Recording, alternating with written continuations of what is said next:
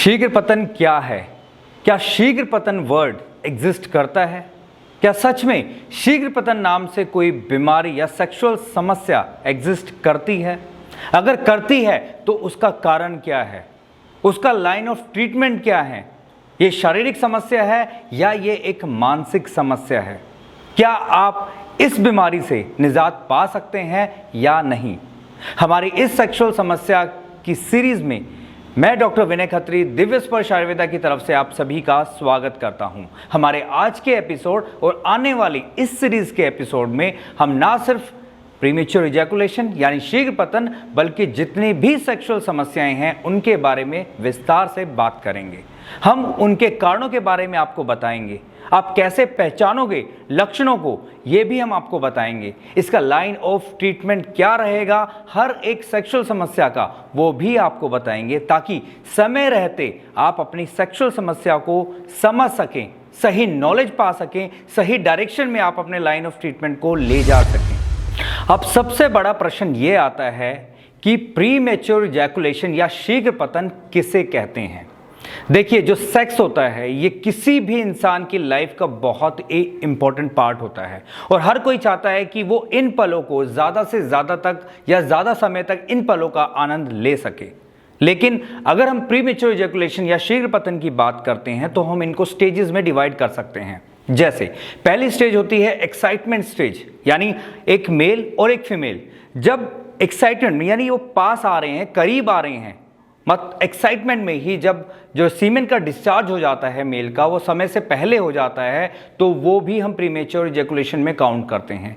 Second stage जहां पे हम बोलते हैं फोर प्ले, यानी अब मेल और फीमेल आ गए हैं, बिल्कुल क्लोज हैं और उस एक फोर प्ले के दौरान ही जब एक मेल पार्टनर का जो स्पर्म है वो डिस्चार्ज हो जाता है तो इसको भी हम एक प्रीमेच्योर इजैकुलेशन की स्टेज में हम काउंट कर सकते हैं। थर्ड स्टेज आता है कि मेल और फीमेल पार्टनर क्लोज हैं और जो मेल का जो पेनिस है जस्ट पेनिट्रेट करने वाला होता है योनि में या थोड़ा ही पेनिट्रेट करता है और जो मेल का जो स्पर्म है वो डिस्चार्ज हो जाता है। और लास्ट स्टेज होती है कि जब वो पेनिट्रेट कर देता है लेकिन बहुत ही कम समय के अंदर ही वो डिस्चार्ज कर देता है। तो ये चार स्टेजेस होती हैं। जब अब ऐसे चीज आप अगर यहाँ पे हम बात करें तो आपको देखेंगे कि चारों ही जो स्टेजेस हैं मेल पार्टनर ने तो अपना जो स्पर्म है वो डिस्चार्ज कर दिया और वो एक तरीके से कहोगे कि पार्टली सेटिस्फाइड हुआ है, लेकिन जो डिजायर्ड थी उसकी सेटिस्फैक्शन की वो अचीव नहीं कर पाया है। और दूसरे एंड पे जहां आपका फीमेल पार्टनर है वो बिल्कुल ही डिससेटिस्फाइड रहा है, तो इस कंडीशन को बेसिकली हम बोल सकते हैं प्रीमेच्योर इजैकुलेशन। देखिए, मेल और फीमेल दोनों के जो इजैकुलेशन का टाइम होता है वो डिफरेंट होता है, वो सेम नहीं होता है। और एक फीमेल पार्टनर हमेशा अपने पुरुष पार्टनर से ये एक्सपेक्ट करती है कि वो उसे संतुष्ट कर सके। लेकिन प्रीमेच्योर इजैकुलेशन के कारण क्या होता है कि जब एक पुरुष का जो इजैकुलेशन है वो बहुत जल्दी हो जाता है तो ऐसे में क्या होता है कि उसकी एक्साइटमेंट खत्म हो जाती है, उसकी जो इरेक्शन है वो चली जाती है, सेंसेशन है वो खत्म हो जाती है और उसका जो इंटरेस्ट होता है वो भी खत्म हो जाता है।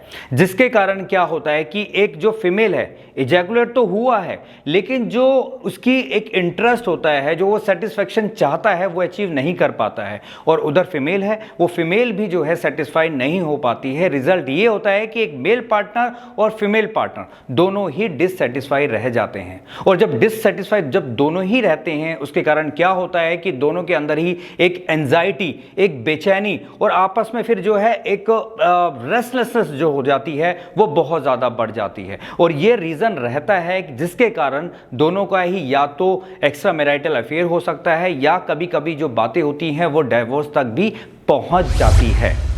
अब ये तो समझ आ गया है कि जो एक प्रीमेच्योर इजैकुलेशन है ये बहुत बड़ी समस्या है।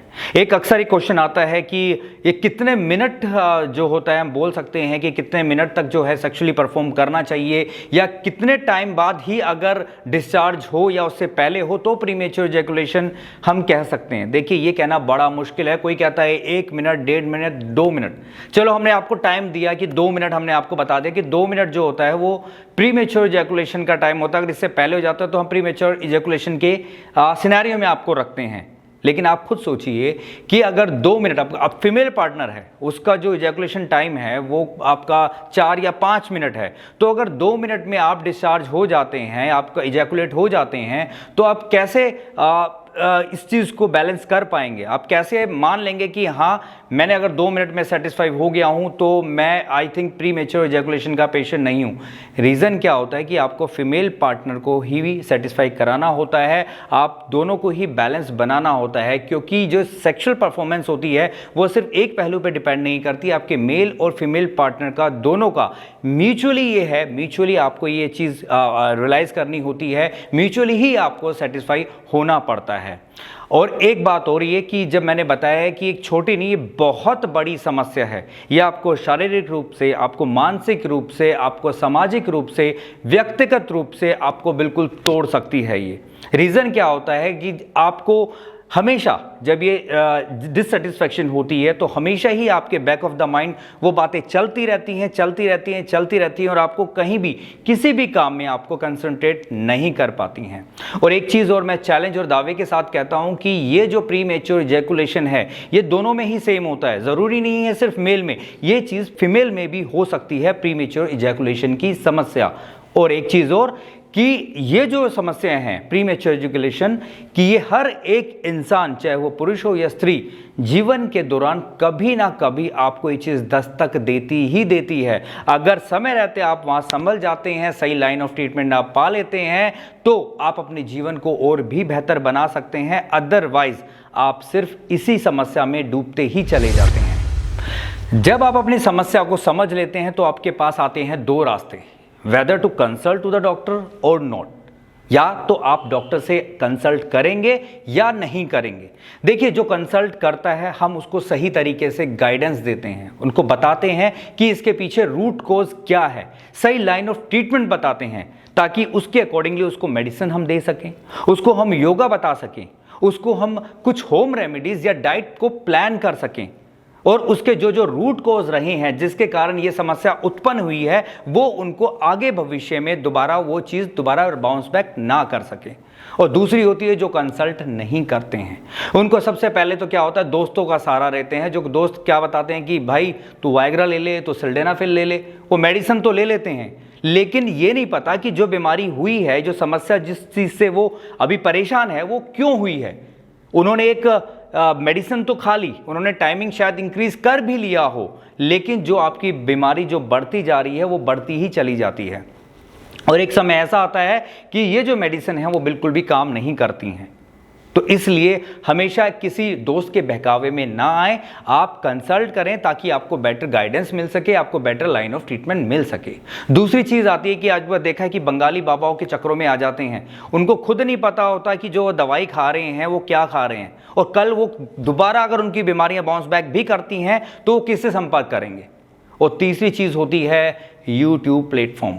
मैंने बहुत से पेशेंट जो हैं, क्योंकि हम क्लिनिकली डील करते हैं, वी आर द डॉक्टर्स, और हमें पता होता है कि आपको अगर एक होम रेमेडी भी अगर कोई बतानी है तो वो किन किन फैक्टरों पे डिपेंड करती है। जबकि आप YouTube पे देखते हैं वहाँ पे कोई भी आपको ये नहीं दिखेगा कि कौन, उनका बैकग्राउंड क्या है, क्या वो डॉक्टर हैं या नहीं हैं, क्या वो किसी मेडिकल प्रोफेशन से बिलोंग करते हैं या नहीं करते हैं। बस आप ब्लाइंडली फॉलो करना शुरू कर देते हैं। अभी मैं आप पीछे वीडियो देख सकते हैं आप, ये पेशेंट जो मेरे पास आए थे, इन्होंने क्या किया, एक ऐसे ही वीडियो देखी और उन्होंने बताया कि ये फलाना ऑयल है, इसमें आपने ये इंग्रेडिएंट्स मिलाने हैं और आपने अपने लिंक पे लगाना है, और उन्होंने लगा लिया। और अब ये जो फफोले आप देख रहे हैं, जो एलर्जिक रिएक्शन इस पेशेंट को हुई है वो इतनी भयंकर हुई है कि हमें इसको ठीक करने में 3 से 6 महीने लग गए, लेकिन टचवुड कि आज वो बिल्कुल परफेक्ट है। मैं इसलिए बोल रहा हूं कि सिर्फ और सिर्फ आप अगर YouTube को भी फॉलो करते हैं तो ये देखिए कि जो आपको बता रहा है वो मेडिकली प्रोफेशन से बिलोंग करता है या नहीं, अदरवाइज आप अपने जीवन को बद से बदतर बना सकते हैं। आशा करता हूं आपको हमारा ये एपिसोड पसंद आया होगा। हमारे आने वाले एपिसोड में भी इसी तरीके के जो भी आपके मिथ एंड फैक्ट्स हैं हम उनको क्लियर करते जाएंगे। आपको हर एक बीमारी के बारे में विस्तार से बताएंगे, उसके लाइन ऑफ ट्रीटमेंट के बारे में हम आपको बताएंगे। एज वी आर डॉक्टर्स, तो अगर आपका कोई भी क्वेश्चन है, अगर आप किसी भी बीमारी, ज़रूरी नहीं है वो सेक्सुअल, बल्कि और भी बीमारियों से परेशान है और समाधान नहीं मिल पा रहा है, तो आप हमें वीडियो कंसल्ट भी कर सकते हैं। और आप चाहते हैं वीडियो कॉन्फ्रेंसिंग के थ्रू भी हमें कॉल कर सकते हैं। अगर चाहते हैं आप व्हाट्सएप के थ्रू अपनी जितने भी रिपोर्ट्स वगैरह शेयर करना चाहते हैं वो भी शेयर कर सकते हैं। उसके लिए जो है स्क्रीन पे नीचे नंबर जो है फ्लैश हो रहा है। तो आशा करता हूं कि इसी तरीके से हम आगे अपनी इस जर्नी को जारी रखेंगे और हम एक दूसरे को एक बेहतर समझकर और एक जितने भी आपके डिसीज़ वगैरह हैं या उसके प्लेटफॉर्म में जो भी मिथ एंड फैक्ट्स को हम क्लियर करते रहेंगे। और मैं चाहता हूं कि इस वीडियो को ज़्यादा से ज़्यादा आप शेयर कीजिए, आप इसको लाइक कीजिए, कमेंट कीजिए और हमारा चैनल अगर आपने सब्सक्राइब नहीं किया है तो उसको सब्सक्राइब कीजिए। जल्द मिलते हैं नए एपिसोड के साथ और एक नए तथ्यों के साथ। नमस्कार।